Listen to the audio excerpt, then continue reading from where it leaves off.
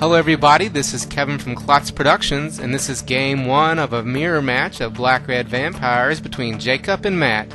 Jacob led the game off with a Vampire Lacerator, and then Matt played a Viscera Seer. Jacob went down to 19 from his Lacerator during his upkeep. He then attacked with the Lacerator, which Matt decided to take, going down to 18. Jacob then played and cracked the Marsh Flats to search for a swamp and go down to 18 life himself. He then cast the Bloodghast.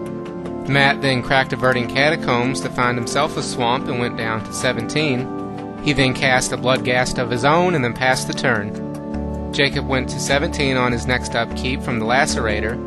He then laid down Dragonskull Summit and cast a Viscera Seer. For his combat, he attacked with his Lacerator and his Bloodghast, which Matt decided to take, going down to 13 life. Then post-combat, he cast a second Bloodghast. Matt set down a Blackcleave Cliffs and then cast an Arc Trail, targeting Jacob's Lacerator for 2 damage and his Seer for 1. In response, Jacob used his Seer to sacrifice his Lacerator and scry for 1. He ended up putting that card on the bottom of his library. He then sacrificed his Seer itself to scry again, but left the next card on the top. Matt then attacked with his Bloodghast, which Jacob took, taking him down to 15. Then post-combat, Matt resolved a Pulse Tracker.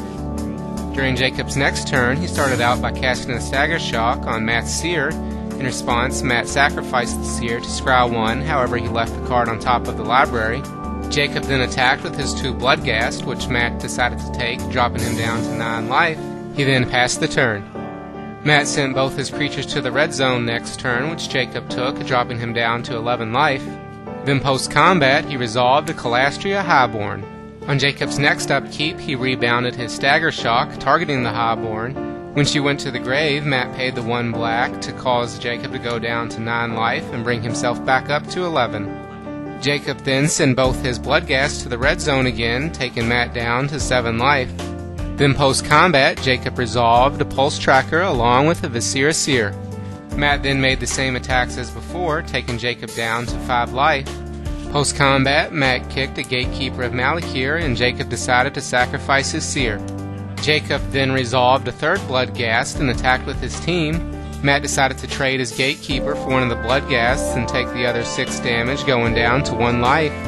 Matt then laid down a Dragonskull Summit and attacked with his 2 guys again, which Jacob took, taking him down to 1 himself. Matt then revealed the double lightning bolt for lethal, taking them to game 2.